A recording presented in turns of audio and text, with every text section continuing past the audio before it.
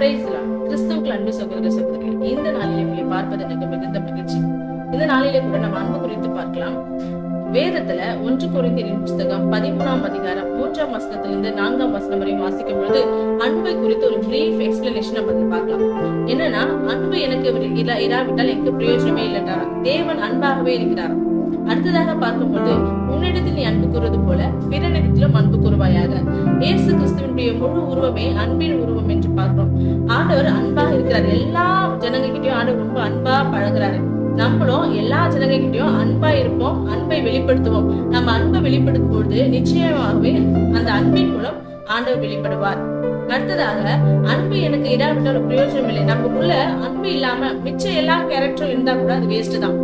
ஏன்னா விசுவாசம், அன்பு இவைகளை பார்க்கும் பொழுது அன்புதான் சிறந்தது என்று வாசிக்கிறோம். நம்மளுடைய வாழ்க்கையில எல்லா ஜனங்ககிட்டயும் நம்ம அன்பாக இருப்போம். கர்த்தர் தாமே இந்த வார்த்தையை ஆசீர்வதிப்பார்.